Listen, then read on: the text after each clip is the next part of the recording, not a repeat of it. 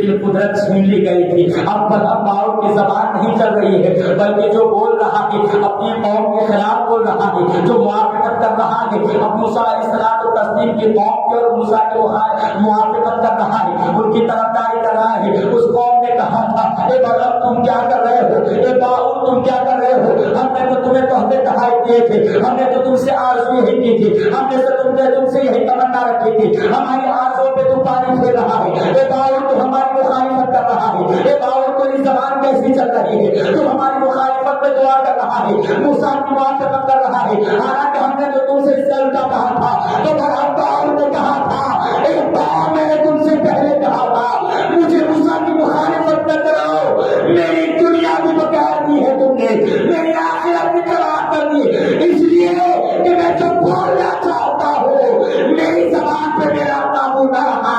بتانا چاہتا ہوں کہ بڑا باؤ پہ قدیر کی بارگاہ میں اتنا مقبول تھا, لیکن اس کی عبادت کی عادت اس کے منہ پہ مار دی گئی, اس کے ایمان کو سنبھل کر دیا گیا اور وہ آمین میں سے ہو گیا, وہ شیطان کے جوڑے میں چلا گیا.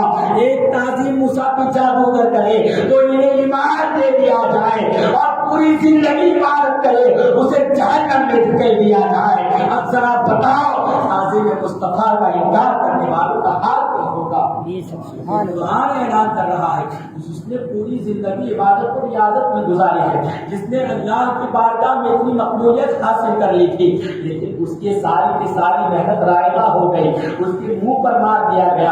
اس لیے میرے دوستو ذرا ایسے لوگوں سے بچنا ہے, خود تو ڈوبی, اس کی قوم بھی ڈوبی اور بڑا باؤ کو بھی ڈبا دیا. اب ہم ذرا سوچیں کہ کہیں ایسا نہ ہو کہ وہابی تو ڈوبے گا ہمیں لے کے ڈوبے گا, اس لیے کہ ہمیں پتہ نہیں ہوتا ہے کب کون سا تختہ پلٹا دیا جائے, کب کس کے اوپر کون سی تباہی آ جائے. اس لیے میرے دوستو بڑے بڑے بزرگان دین اسی بچا کرتے ہیں. حافظ الملت الدین علی رحمت رضوان ایک دعوت میں تشریف لے گئے. ذرا آپ اس پر غور کریں کہ آج وہابیت دیوبندیت زیادہ ہے, آج سے 70 سال پہلے زیادہ تھی, آج سے 70-80 سال پہلے اتنی زیادہ نہیں تھی. اور ہم لوگ کہتے ہیں کہ ہمیں تو ان کی آج دعوت میں چلے گئے, ہم لوگ ان کے ساتھ اٹھتے بیٹھتے ہیں. ذرا سوچے ہم نے کبھی مدرسے کا سینہ تک نہیں دیکھا ہے, ہم نے حالات سے واقفیت حاصل نہیں کی ہے. وہ حافظ ملت علی رحمت رضوان جن کے بارے میں یہ پکار اٹھے ہیں, جس نے پیدا کیے کتنے لال و گوہر, جس نے پیدا کیے کتنے لال و گوہر, حافظ دین و ملت کے لاکھوں سلام. حافظ ملت کی بارگاہ میں پلنے والے بڑے بڑے علماء اور بڑے بڑے اولیاء پیدا ہوئے. وہ حافظ ملت کا مزاج کیا تھا. آج سے 70-80 سال پہلے جب حالات اتنے ناگوار نہ تھے, اس وقت حافظ ملت علیہ رحمہ مبارک پور کی سرزمین پر ایک مرتبہ دعوت کرنے والے ان کے چاہنے والے نے دعوت کی تھی. بہت سے لوگ وہاں حاضر تھے. حافظ ملت علیہ رحمہ وہاں تشریف لے گئے. جب وہاں تشریف لے گئے ابھی دسترخوان پہ بیٹھے ہیں, آپ کی نظریں جلدی اٹھتی نہیں تھی, آپ کی نظریں جھکی ہوئی رہتی. جب ضرورت پڑتی ایک بار نگاہ اٹھا کے دیکھ لیتی کہ سامنے کا معاملہ کیا ہے, پھر جھکا لیتی. جب آپ دسترخوان پر بیٹھ گئے, گھر میں جب آپ داخل ہوئے, آپ نے اپنی چھڑی کو وہاں رکھا, دسترخوان پر بیٹھے اور صاحب خانہ نے دیکھا حضرت تشریف لے آئے ہیں, لاؤ کھانا لگایا جائے. وہ گھر میں گیا ہے, بھیڑ بھاڑ بہت زیادہ ہے. حافظ ملت علیہ رحمہ خاموشی سے بیٹھے ہیں. ایک نظر اٹھائی کہ دیکھ رہے ہیں سامنے دیوبندی بیٹھا ہے, سامنے وہابی کا مذہب بیٹھا ہے. حافظ ملت جو اپنی تہجد کی نماز میں 5 پارہ تلاوت کیا کرتے تھے. ذرا سوچے وہ کتنا ان بد مذہبوں سے بچتے تھے. ہماری تو فجر کہاں ہے, ہماری ظہر کہاں ہوتی ہے, ہماری عصر کہاں جاتی ہے, ہماری مغرب کہاں قضا ہوتی ہے, عشاء کہاں قضا ہوتی ہے, اس کا بھی ہمیں علم نہیں ہے. اور حافظ ملت روزانہ بلا ناغہ تہجد پڑھا کرتے تھے اور تہجد کی نماز میں 1-2 سورہ نہیں بلکہ 5 پارہ کی تلاوت کیا کرتے تھے. وہ حافظ ملت نے جیسے ہی دیکھا سامنے دیوبندی بیٹھا, وہاں سے کھڑے ہو کے واپس ہوئے, اپنی چھڑی کو لیا, چپکے سے نکل کر چلے گئے. اب صاحب خانہ آیا, پلیٹ لے کر آیا, ارے حضرت کہاں چلے گئے, ہم صاحب کہاں گئے, حضرت تو تشریف لائے تھے. لوگوں نے کہا پتا نہیں, وہ بیٹھے تو تھے لیکن اچانک اٹھ کے چلے گئے اور ابھی تھوڑی دیر ہوئی باہر نکلے. اب صاحب خانہ دوڑا ہے, اپنا گھر بار چھوڑ کے حافظ ملت علیہ رحمہ کے پیچھے دوڑ رہا ہے. حضور آپ کہاں تشریف لے ले जा रहे हैं। हुजूर आपको क्या बात हुई? हुजूर मुझसे क्या गुस्ताखी हो गई? हुजूर आपको मेरा दस्तरखान और मेरे दौलत करने से कौन सी चीज आपको माने हुई? आपको यहाँ से तशरीफ ले जाने पर किस चीज ने मजबूर किया? हुजूर मैंने आपको दावत पेश की, प्लेटें हाजिर है, हुजूर खाना हाजिर है, आप खाना तनावत फरमाए। हाफिज़ मिल्लत अलैहिर्रहमान ने गर्दन को घुमा करके कहा था, अरे नादान, जब उस देवबंदी को बुलाना था, उस मजहब को बुलाना था, तो अब्दुल अजीज को क्यों बुलाया? अगर वहां देवबंदी रहता है, अब्दुल अजीज वहां हाजिरी नहीं दे सकता। ये हमारे बुजुर्गों का मिजाज था, ये हमारे बुजुर्गों का तरीका था। और हम लोग सीना तान के कहते हैं कि रिश्ता हो गया तो क्या हो जाएगा। नहीं मेरे दोस्तों, ईमान की हिफाजत हम सब पर फर्ज है। हमारे ईमान की हर चीज की हमसे पूछ होगी। ऐसा नहीं है कि अभी आई जैसे चाहो पैसा उड़ाओ, जैसे चाहो हम बाप हो गए, बच्चों का जहाँ चाहे रिश्ता लगाओ, हम बाप बना दिए गए, औरत का शौहर बना दिए गए, औरत पर जो चाहे जुल्म सितम करो। नहीं मेरे दोस्तों, और मैं अपनी माँ और बहनों से भी ये इल्तिजा करना चाहता हूँ, अगर बच्चे हमारे घर में उम्र ज्यादा हो रही है तो मांगना है तो मेरे रसूल पाक की बारगाह में मांगना। इसलिए कि आला हजरत ने हमें बता दिया है, सिर्फ आला हजरत ने नहीं, सहाबा किराम ने यही बताया है, अइम्मा मुजतहिदीन ने यही बताया है, ताबईन ने यही बताया है, ताबईन ने यही बताया है, हमको तमाम अइम्मा ने यही बताया है, यही विचार किया है कि सबसे आला व आला हमारा नबी, सबसे आला व आला हमारा नबी। कौन देता है? देने को मुँह चाहिए, देने वाला है सच्चा हमारा नबी। जिसको जो मिला उससे मिला, बाकी है कौनैन में नेमत रसूलुल्लाह की। और मेरे करीम से अगर खतरा किसी ने मांगा, दरिया बता दिए हैं, सुभान अल्लाह। जरा मान के तो देखो, आज अगर आप चले जाए किसी ऐसे शख्स के यहाँ जिसका झगड़ा दूसरे से था, अब उसी शख्स के साथ आपकी दोस्ती होगी, वो शख्स की आपकी सही से सुनेगा नहीं। छोड़ो, जाने दो, मेरे दुश्मन के साथ दिन रात घूमता है, मैं इसको क्या मदद करूं, मैं इसकी क्या हाजिर नवाई करूं, मैं नहीं सुनता। अरे जरा मुझे 50,000 की जरूरत दे दो। अरे तुमने उसको दोस्त बनाया है, देखा नहीं वो मेरे से कैसे गाली गलौज से बात कर, जाओ उसी से मांगो। ये मिजाज होता है कि नहीं? हमारे दरमियान ये होता है। तो बताओ जरा, रसूल पाक की शान में गुस्ताखियां कर रहा हो और हम उससे दोस्ती भी करें और फिर रसूल पाक की बारगाह में भीख भी मांगे, ऐसे नहीं। इश्क़ मुस्तफा की ज़बान हो, दिल में इशारे मुस्तफा हो, जज्बा इश्क़ मुस्तफा में जाने रहे हो, मांगो जरूर मिलेगा। कि रसूल पाक खुद इरशाद फरमाते हैं, वल्लाहु मुअति अना कासिम, अल्लाह मुझे अता फरमाता है, मैं ही पाक। सुभान अल्लाह। रसूल पाक गैरों को दिया करते हैं तो हमें क्यों नहीं मिलेगा? इसलिए मैं अपनी माँ और बहनों से रिजा पेश करूंगा कि जैसे जिंदगी गुजरती है लेकिन सच्ची गुलामी में गुजरे। अपने बच्चों का रिश्ता वहां पर न करो, ये देखने की जरूरत नहीं इसके अकायद कैसे हो गए, बस अब तो बहुत तमीज हो गई है। उनकी मस्जिद अलग, हमारी मस्जिद अलग, उन लोगों का पढ़ना अलग, हमारा पढ़ना अलग, सारे तरीके कार हमको दे दिए हैं। इसलिए अगर हमें समझ में आ गए अदना सा तौहीन करने वाला है या तौहीन करने वाले के साथ उठना बैठता है, हम उसके साथ नहीं बैठ सकते, हम उसके साथ नहीं जा सकते। मेरे दोस्तों, अगर हम उनको भी बराबर कहें, अपने को भी बराबर कहें, तो ये सुलह कुल्लियत है। और सुलह कुल्लियत ये आपके लिए ज़हर कातिल है, ज़हर लाहर है, कि तुम्हारी जिंदगी और तुम्हारी आखिरत दोनों तबाह कर देंगे। तो ऐसे जहर से बचो मेरे दोस्तों। बुजुर्गों का ये तरीका है। ताज़ीम मुस्तफ़ा पर एक वाक़या और पेश करके गुजर जाऊं। जरा सोचे तो सही कि मुसलमान जिस तरफ का वो क्या करते थे, उनके मुसलमानों का परचम बुलंद हो जाता था, वहदानियत का कलमा आबाद हो जाता था, वहाँ लोग मुसलमान की आगोश में आ जाते थे, इस्लाम में अपना नाम लिखवा दिया करते थे और सरकार दो आलम सल्लल्लाहु अलैहि वसल्लम की गुलामी में अपना गुलामी का पट्टा अपने गले में डाल दिया करते थे। आखिर ऐसी वो कौन सी ताकत थी, आखिर वो ऐसी कौन सी मजबूती थी कि इन लोगों की कामयाबी इतनी के इतनी बढ़ती गई। और एक अकबर, बादशाह अकबर को देखो कैसे तबाह हो गया, इसलिए कि उसने दीन छोड़ दिया था। लेकिन आइए सलाहुद्दीन अय्यूबी के पास ऐसी कौन सी ताकत थी कि घर का रुख करे और लोग उनके कदमों में गिरा करते थे। आखिर देखिए सलाहुद्दीन अय्यूबी रहमतुल्लाहि तआला अलैहि के दौर में शरीफ मक्का ने उनके यहाँ एक तोहफा بھیجا تھا، وہ تحفہ جب ان کے یہاں آیا ہے، حضرت صلاح الدین ایوبی کو تحفہ دینے والے کے ساتھ ساتھ ایک پنچھی بھی آئی تھی۔ صلاح الدین ایوبی کو جب تحفہ پیش کر دیا گیا تو اس میں ایک رکا تھا، اس کو پڑھنے کے لیے کہا گیا، اس میں پڑھا گیا، ایک طرف پڑھا کہ سنو صلاح الدین ایوبی، اے صلاح الدین، یہ تمہارے پاس ایسا تحفہ بھیجا جا رہا ہے کہ ایسا تحفہ نہ کبھی اس سے پہلے تمہیں دیا گیا، نہ تمہارے باپ دادا کو دیا گیا تھا۔ اب صلاح الدین ایوبی نے حکم دیا کہ لاؤ، صلاح الدین کہتا ہے اسے کھولو، ایسا کون سا تحفہ ہے جو اس سے پہلے کبھی مجھے نہیں ملا ہے، نہ میرے باپ دادا کو ملا ہے، ایسا کون سا تحفہ ہے؟ اس تحفے کو کھولا گیا، کھول کے دیکھا تو اس میں کیا تھا؟ ایک پنکھا تھا، ایک بینا تھا جس کو ہم ہاتھ سے جھولاتے ہیں، وہ پنکھا تھا۔ حضرت صلاح الدین ایوبی نے دیکھا کہ یہ ایسا تحفہ، یہ پنکھا ہے، اور کہا جا رہا ہے کہ اس کے جیسا نہ مجھے پہلے تحفہ ملا نہ میرے باپ دادا کو، یہ کیا معاملہ ہے؟ شریف مکہ نے کیا بھیج دیا؟ ایک پنکھا ہی تو ہے۔ تب کہا اس گیلچی نے، اس قاصد نے کہا حضور ابھی دوسری طرف پڑھنا باقی ہے۔ کہا اچھا ٹھیک ہے پڑھو۔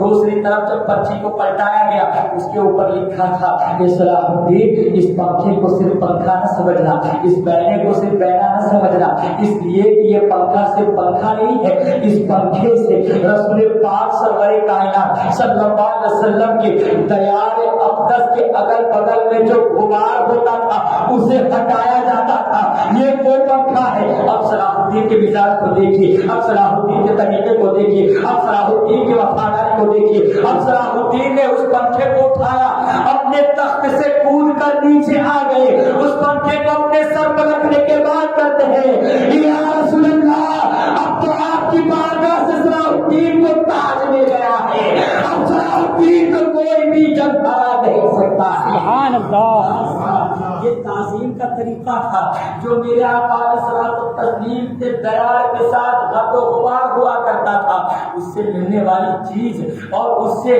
مس ہونے والی چیز کا بادشاہ ایسا احترام کیا کرتے تھے۔ تب ہمارے ہاتھ میں بارکوڈ تھی، تب موریا نہیں تھا، تب یوگیا نہیں تھا، تب روپانی نہیں تھا، کوئی تھا تو آقا علیہ الصلوۃ والتسلیم کے سچے غلام تھے۔ اس لیے میرے دوستو، ہمیں ان سے دوستی سے دور رہنا ہے، ہمیں ان سے دور رہنا ہے۔ میں آپ سے ایک حدیث سنا کر کے آپ سے رخصت ہو جاؤں کہ رسول پاک صلی اللہ علیہ وسلم نے فرمایا، مشکات المصابیح کی حدیث مبارکہ ہے۔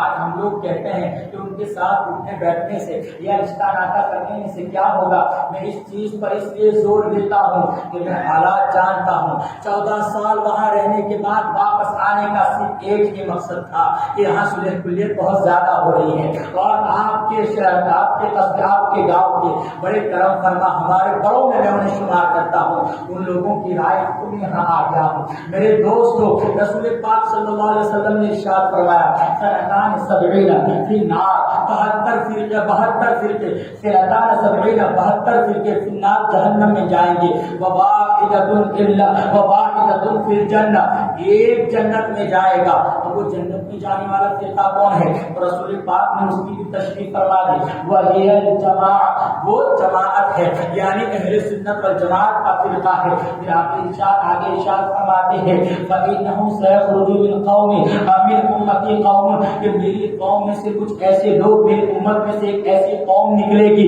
کہ کیا تتجارى بهم تلك الاهواء ويتجارى القلب بصاحبه، کہ میری امت میں سے ایک ایسی قوم بھی نکلے گی جو بد عقیدہ ہوگی، اور ان کی بد عقیدی کیسی ہوگی؟ اب رسول پاک نے کس چیز سے تشبیہ دی وہ دیکھیے، قلب کا معنی، قلب کا معنی نہیں ہے۔ یہاں پر آپ مشکات المصابیح کو پڑھیں گے، اس کے حاشیے میں فتحتین کا لفظ آیا ہے، یعنی لام ہا اور لا عین کلمہ پر فتحہ ہے، قلب پڑھا جائے گا، قلب نہیں۔ قلب المانی کتا ہوتا ہے، اور قلب المانی وہ شخص جس کو کتے سے کاٹ لیا ہو، وہ بیماری جس کو دیوانے کتے نے کاٹا ہو۔ جب بیماری وہ پیدا ہوتی ہے جس کو ہم ہڑتائی بیماری کہتے ہیں، جس کو ہڑتائی کتا کاٹ لیتا ہے، دیوانہ پاگل کتا کاٹ کاٹنے سے جو بیماری ہوتی ہے اس کو عربی میں کلابن کہا جاتا ہے۔ میرے آقا نے وہ لفظ استعمال کیا کہ کلابن وہ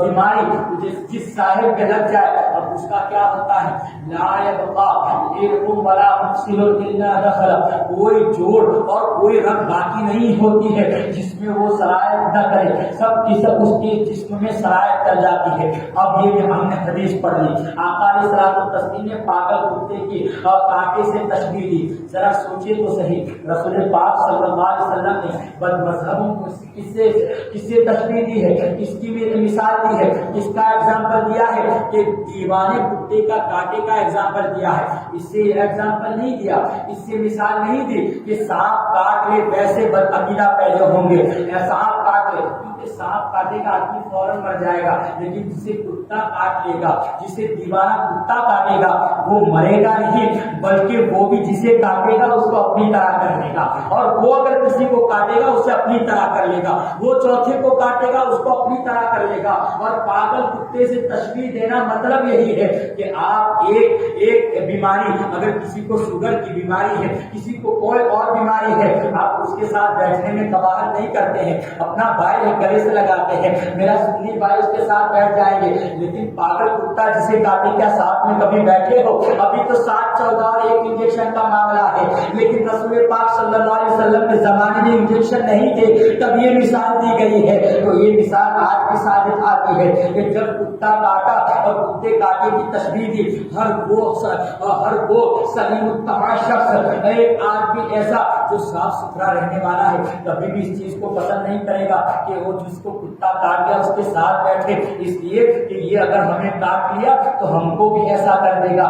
تو بد عقیدوں کی مثال میرے آقا نے اس سے دی ہے۔ اب دیکھیے بد عقیدوں کا حال کیا ہوتا ہے۔ اس کا دوسرا پہلو یہ ہے کہ جب پاگل کتے کے سامنے اگر کتا پاگل ہو جائے یا جس کو کاٹ لے پاگل کتا، اس کے سامنے اگر آپ پانی رکھیں گے تو وہ چڑچڑا ہو جائے گا، اس کے اندر جنون آئے گا۔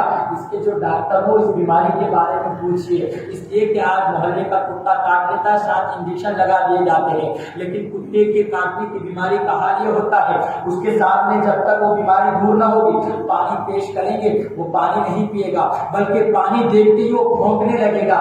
یہی تو بد عقیدہ کا حال ہے، یہی تو دیوبندیوں کا حال ہے۔ ہمیں انہیں قرآن سے مثال، ہم ان کو قرآن سے دلیل دیتے ہیں، حدیث سے دلیل دیتے ہیں، تب بھی وہ لوگ کہتے ہیں یہ تو الٹی سیدھی بات کرتے ہیں، ان کے ساتھ نہیں جانا ہے، ان کی بات نہیں ماننا ہے، یہ تو ورگلاتے ہیں۔ یہی تو کرتے ہیں میرے دوستو، اگر سدھرنا ہوتا تو مناظرہ کرتا، ہزاروں مناظرے ہو گئے، وہ لوگ سدھر گئے ہوتے۔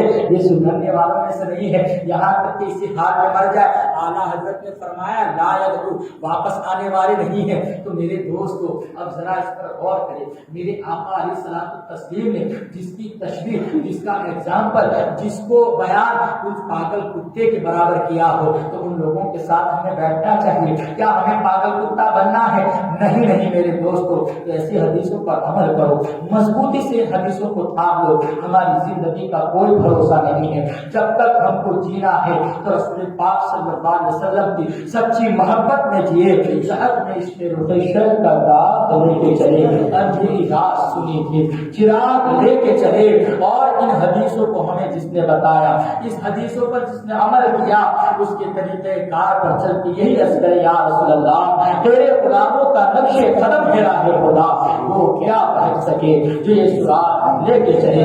اللہ تبارک و تعالی ہمیں رسول پاک سرور کائنات صلی اللہ علیہ وسلم کی سچی محبت عطا فرمائے اور ان کے غلاموں کے نقش قدم پر چلائے، ہمارے ایمان کی حفاظت فرمائے۔ میرے دوستو ایسے لوگوں سے بچا کرو، اور میری ماں اور بہنوں سے بھی میں یہی عرض کروں گا کہ اپنے شوہروں کی مضبوط اور وفادار بیویاں بنا کرو۔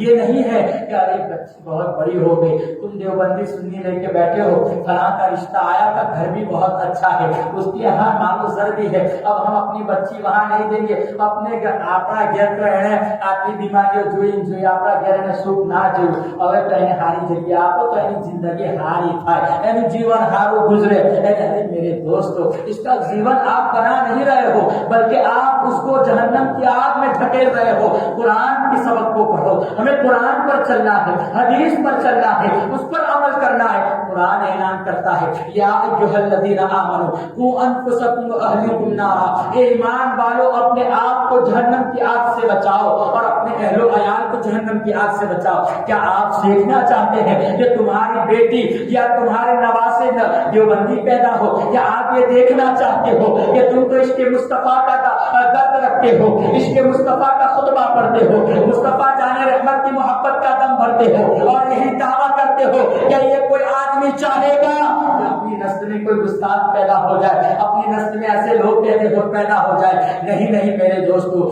لڑکی دو گے یا لڑکی لاؤ گے، بات تو یہی ہوگی تمہارے بچے وہاں جائیں گے، تمہارا بیٹا وہاں جائے گا، کبھی داماد کہلائے گا، کبھی وہ بچی بہو کہلائے گی، اس کے گھر والے یہاں آئیں گے، تمہارے گھر والے وہاں جائیں گے، پتہ نہیں موت نے اس کے گھر پہ ہی تمہیں دستک دے دی اور بلا لیا تو کیا جواب دو گے؟ منہ چھپانے کے لائق نہ رہو گے، رسول پاک کی زیارت ہوگی تو کیا کہو گے میرے دوستو؟ اس دامن میں تو ہمارے پاس کوئی ایسا عمل ہے جس کو ہم بار ٹھوک بجا کے کہہ سکتے ہو اس عمل کی بنا پہ ہم جائیں گے، جنت میں چلے جائیں گے؟ ارے سرکار مفتی اعظم ہے جن کی پیدائش سے 6 مہینے پہلے ان کی ولایت کا اعلان کر دیا گیا، وہ یوں کہتے ہیں کہ میں تو میرے اعمال کا بدلہ تو جہنم ہی تھا، میں تو جاتا میرے سرکار نے جانے نہ دیا۔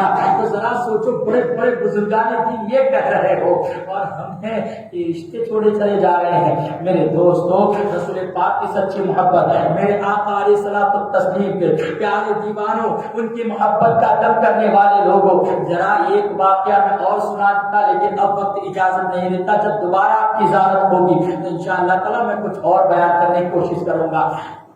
اشارہ تو ہو رہا ہے لیکن کچھ آنکھیں جو ہے جس میں سرخی آ گئی ہے، اب پتہ نہیں یہ لال آنکھ نیند سے ہوئی یا غصے میں ہوئی ہے، اللہ ہی بہتر جانے۔ اللہ سب کو خوشحال رکھے، سب کی زندگی بہتر بنائے، اللہ سب کی پریشانیاں دور فرمائے اور ہمیں پیارے حبیب صلی اللہ علیہ وسلم کا سچا غلام بنائے رکھے۔ مختصر میں ایک واقعہ، اس لیے کہ میری ماں اور بہنوں کی بات آئی ہے تو میں ان سے بھی کچھ عریضہ کر دوں، اپنے اپنے گھروں میں بیٹھ کے سن رہی ہوگی۔ اللہ میری تمام ماؤں کی عمر اور دراز فرمائے، اللہ میری بہنوں کا اچھا رشتہ عطا فرمائے، اللہ میرے بھائیوں کی نیک بھائیوں کو نیکیوں کی توفیق عطا فرمائے۔ آپ دیکھیں خالد بن ولید کا واقعہ بہت مشہور ہے کہ آپ نے اپنی ٹوپی مبارکہ میں ایک منہ مبارکہ کو جو رسول پاک صلی اللہ علیہ وسلم کی پیشانی کا منہ مبارک تھا ٹوپی میں سل لیا تھا۔ اب جس جنگ میں جاتے ٹوپی سر پہ رکھتے جنگ جیت جایا کرتے تھے، لیکن ایک بار ایسا ہوا آپ یہ ٹوپی بھول گئے اور رومیوں کے مقابلے میں آپ اتر آئے۔ جب رومیوں کا مقابلہ ہوا تو حضرت خالد بن ولید کو نے ان کے افسر کو یعنی رومیوں کے مین جو ان کا سپہ سالار تھا اس کو قتل کر دیا، کنارے جہنم کر دیا، واسطے جہنم ہو گیا۔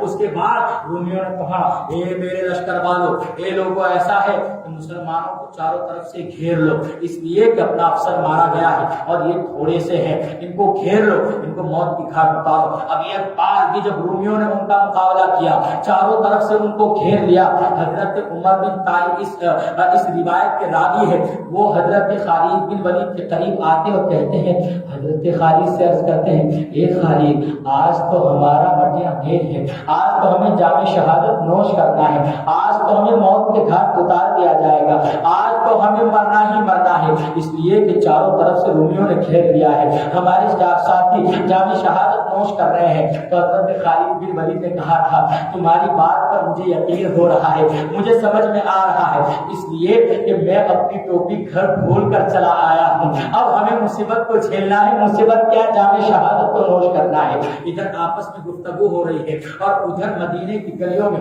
حضرت ابو عبیدہ جو تمام لشکر کے مین سردار تھے، مین سپہ سالار تھے، ان کے خواب میں رسول پاک صلی اللہ علیہ وسلم تشریف لاتے ہیں، ان کو خواب میں تشریف لا کے ان کو بیدار کرتے ہیں، فرماتے ہیں اے ابو عبیدہ تم یہاں سو رہے ہو، وہاں خالد کا لشکر دشمنوں کے لڑنے میں ہے، مسلمانوں کی فتح و نصرت وہاں پر خطرے میں ہے، مسلمانوں کی مدد کے لیے تمہیں جانا ہوگا۔ حضرت ابو عبیدہ کھڑے ہوتے ہیں اور اپنے قاصد کو بلاتے ہیں، کہتے ہیں کہ جاؤ پورے مدینے میں اعلان کر لو اور اعلان کرو کہ سب لوگ جنگ کی تیاری کریں، سب لوگ اپنے اسلحہ کو تیار کریں، سب لوگ اپنے گھوڑوں کو تیار کریں، ہمیں روم کی طرف جانا ہوگا، شام کی طرف جانا ہوگا۔ خالد بن ولید کے لشکر کو دشمن نے گھیر لیا ہے اور مسلمانوں کا لشکر دشمنوں کے اندر لے گئے. جب یہ اعلان عام ہوا ہے لوگ تیاریاں کرنے لگے, لیکن جب وہ اعلان کرنے والا, وہ ندا دینے والا, وہ منادہ جب وہاں سے آگے بڑھتا ہے, خالد بن ولید کے گھر کے پاس کہتا ہے مسلمانوں تیار ہو جاؤ, خالد بن ولید کا لشکر کا خطرے میں ہے, مسلمانوں کی مدد کے لیے جانا ہے, مسلمان بھاگنے کی نوبت پر ہے, مسلمانوں تیار ہو جاؤ ہمیں جانا ہے. ولید کے گھر کے پاس سے آواز بلند ہوئی, سبحان اللہ, لائٹ بھی آ گئی. اللہ تبارک و تعالی ہماری زندگی میں اس سے زیادہ روشنی عطا فرمائے.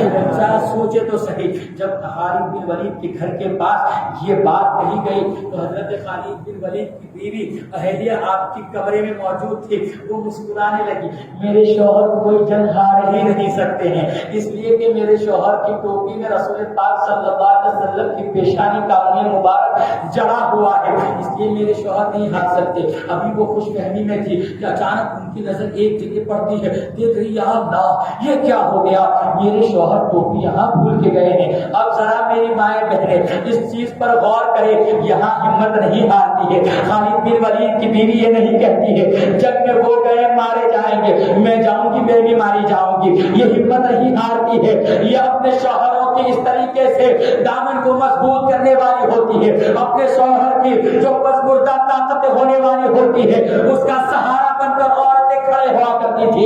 یہ رسول پاک صلی اللہ علیہ وسلم کی وہ کنیزائیں تھی جو رسول پاک کے دامن سے ایسی لپٹ گئی تھی, کسی صورت میں اپنی ساری کے ساری دولت لٹانا منظور تھا لیکن دامن مصطفیٰ جانے نہیں دیتی تھی. انہوں نے دیکھا, اب اس ٹوپی کو اٹھایا, اٹھانے کے بعد مرد کا لباس پہنا, مرد کا لباس پہننے کے بعد اپنے چہرے کو ڈھانک دیا اور چھوٹے سر کو ڈھانک دیا, بال کو ڈھانک دیا اور ایک تیز رفتار گھوڑا لیتی ہے, اس کے اوپر سوار ہو جاتی ہے. سوار ہونے کے بعد گھوڑا تیز دوڑاتی ہے, اب ملک شام کی طرف, ملک روم کی طرف وہ آگے بڑھتی ہے. لشکر روا دوا ہو رہا ہے, ادھر ابو عبیدہ کا لشکر بھی تباہ ہو گیا ہے. لشکر جب آگے بڑھنے لگا ہے, تیز رفتار ادھر لشکر ہے لیکن اس سے کئی گنا زیادہ تیز آگے حضرت ام تمیم, حضرت خالد بن ولید کی بیوی آگے جا رہی ہے. حضرت ابو عبیدہ نے کہا کہ آگے کوئی تیز رفتار گھوڑا جا رہا ہے, اس کی گرد و غبار معلوم ہو رہی ہے, اس سے معلوم ہو رہا ہے کہ بہت تیز رفتار جوان ہے, جاؤ ان کے پیچھے جاؤ. چند لوگوں کو کہا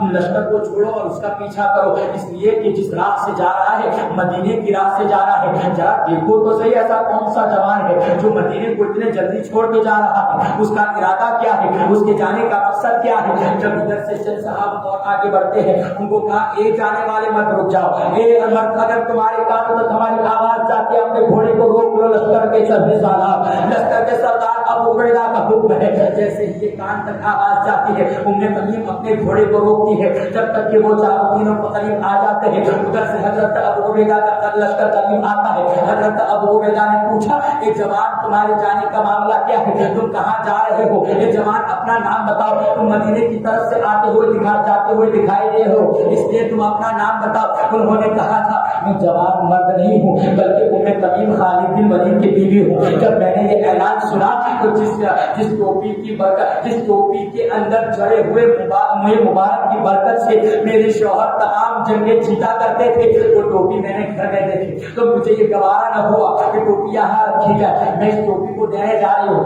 حضرت ابو عبیدہ نے فرمایا اچھا جاؤ, اللہ تم پر رحم فرمائے. وہ گھوڑا لے کے آگے بڑھتی ہے, تیز رفتار ہے. جب وہاں پہنچ گئی ہے, حضرت خالد بن ولید ایک طرف ہے, یہ کیا دیکھ رہے ہیں کہ دشمن کے لشکر میں ایک ایسا تہلکا آ گیا ہے. اب دشمن پریشان کھڑا ہے, خلبلی مچ گئی ہے, نعرے تکبیر بلند کرنے نعرے تکبیر کی بلند آوازیں آنے لگی ہے. خالد بن ولید نے دیکھا ایسا کون سا معاملہ آیا کہ دشمن کا لشکر جو ہے خلبلی میں تبدیل ہو گیا. حضرت خالد بن ولید گھوڑے پر سوار ہوئے اور انہوں نے آگے بڑھنے کی کوشش کی. دیکھا کہ ایک جوان ہے جو دشمن سے مقابلہ کر رہا ہے, ایک جوان اپنی طرف دوڑے آ رہا ہے, نعرے تکبیر بلند کر رہا ہے. حضرت خالد بن ولید گئے اور کہا ایک جوان تم کہاں سے آ رہے ہو, ایک جوان تم اس دشمن کے لڑنے میں اکیلے کیا کر رہے ہو, ایک جوان آخر معاملہ کیا ہے, ایک جوان ذرا اپنے آپ کو بتاؤ, اپنے چہرے سے آپ کو بتاؤ. تو اس جوان نے کہا تھا میں جوان مرد نہیں ہوں بلکہ آپ کی بیوی ام تمیم ہو, جو مصیبت تم پر آنی تھی اللہ کی طرف سے وہ آ گئی, اسی وجہ سے تم ٹوپی گھر بھول کر آئے تھے. اب وہ مصیبت ٹل گئی ہے, میں آپ کی ٹوپی لے کر حاصل ہوں. سوچے میری ماں اور بہنیں, آج ہمیں تلواریں نہیں اٹھانی ہے, آج ہمیں کسی کی جنگ میں نہیں جانا ہے، آج ہمیں سڑکوں پر نہیں اترنا ہے، آج ہمیں ساتھ دینا ہے تو اپنے ان شوہروں کا ساتھ دینا ہے جو بد مذہبوں سے بچنے کی تلقین کیا کرتے ہو، اپنے شوہروں کو اور مضبوط کرنا ہے۔ کہو اپنے شوہر سے بیٹی جوان ہوئی ہم پالنے کے لیے تیار ہے، لیکن کسی بد مذہب سے رشتہ نہیں کریں گے، ہم اپنے باپ کی بیٹیوں کو نہیں دیں گے۔ راوی حضرت عمر بن طائف رضی اللہ تعالیٰ قسم کھا کے کہتے ہیں کہ حضرت خالد بن ولید نے اس ٹوپی کو پہنا ہے، اس کے بعد پھر دشمنوں کے ہاں آگے ہو گئے اور جیسے ہی دشمنوں کے مقابلے میں اترے تو قسم خدا کی کہ دشمنوں کے پیر، دشمنوں کے پنجے اس میدان جنگ سے اکھڑتے نظر آئے اور مسلمانوں نے پھر فخر نصرت کا تاج اپنے سر پر۔ سبحان اللہ، نعرہ تکبیر، اللہ اکبر، یا رسول اللہ۔ جب یہ تعظیم ہوا کرتی تھی تو فتح و نصرت ہمارے قدم چما کرتی تھی۔ میرے دوستو، یہ تعظیم ہونی چاہیے۔ کیا آپ نے نہیں سنا کہ جب رسول پاک صلی اللہ علیہ وسلم کے بارے میں جنگ احد یا کسی اور جنگ میں بھی آپ کے شہید ہونے کا اعلان ہو گیا تھا کہ رسول پاک کا شہید ہو گئے ہیں، رسول پاک کے شہید ہونے کی جھوٹی خبر مشہور ہو گئی تھی، یہاں تک کہ خبر پھیلتے پھیلتے مدینے تک آ گئی تھی۔ ایک خاتون اپنے گھر سے بے تحاشا نکلتی ہے، دیوانوں کی طرح اپنے گھر سے نکلتی ہے اور وہ آگے بڑھتے چلی جا رہی ہے مدینے کی گلیوں کو چیرتے ہوئے۔ کسی آنے والے نے کہا، خاتون کہاں جا رہی ہو؟ اب تمہیں جانے کے بعد کوئی فائدہ نہیں ہوگا۔ بولی کیا معاملہ ہے؟ بولے تمہارا شوہر جنگ میں مارا گیا ہے۔ بولے مجھے پرواہ نہیں، بتاؤ آقا کی صلاۃ و تسلیم کا حال کیا ہے؟ آگے بڑھتی ہے، کہا گیا کہ ایک دیوانی کہاں جا رہے ہو؟ تمہارا بڑا والا بیٹا بھی اس جنگ میں شہید ہو گیا ہے۔ وہ کہتی ہے مجھے کوئی پرواہ نہیں، بتاؤ آقا کی صلاۃ و تسلیم کا حال کیا ہے؟ اور آگے بڑھتے خبر دی جاتی ہے تمہارا چھوٹا بیٹا بھی شہید کر دیا گیا ہے۔ بولے مجھے پرواہ نہیں ہے، یہ بتاؤ میرے آقا علیہ الصلوۃ والتسلیم کا حال کیا ہے؟ تب تک کہ خبر آتی ہے کہ میرے آقا علیہ الصلوۃ والتسلیم اپنے حیات ظاہری میں پیسے ہی پاتی ہے۔ اس دیوانی نے سنا تھا، بات کرتی الہ العالمین مجھے کسی چیز کی پرواہ نہیں ہے، تیرا شکر ہے میرے آقا کا دامن اور میرے آقا بھی صحیح سلامت۔ سبحان اللہ۔ یہ اسلام کی مائیں ہوا کرتی تھی تو بیٹے ناز اور محبت ہوا کرتے تھے۔ جب اسلام کی مائیں ایسی ہوا کرتی تھی تو بیٹے بزرگ پیدا ہوا کرتے تھے۔ میری ماں اور بہنوں، ان بھائیوں دیوبندیوں سے بچو، خود بھی بچ جاؤ، اپنے بچوں کی تلقین کرو، اس لیے کہ ابھی آپ نے رشتہ جوڑ لیا، ابھی آپ نے جانا آنا شروع کر دیا، پھر آپ کی موت کب آ جائے اپنی بھولی بھالی یہ نسلیں، یہ بچے ہمارے، ان کے یہاں اگر رشتہ جوڑ دیے، ان کے آنا جانا ہو گیا، ہمارے بچے اگر اپنے عقیدے کو کھو بیٹھے تو کیا ہوگا؟ ہم کل قیامت کے روز کیا جواب دیں گے؟ اگر ننھے علی اصغر نے دامن کو پکڑ کے جھنجھوڑ دیا، اگر علی اکبر کی جوانی نے پوچھ لیا کہ ہم تو دشمن اسلام کے لیے پورے گھر کو لٹا دیے، تم ایک رشتہ نہیں چھوڑ پائے، تم اپنے ماموں کو نہیں چھوڑ پائے، تم اپنے چاچا کو نہیں چھوڑ پائے، تو تم کیا جواب دو گے میرے دوستو؟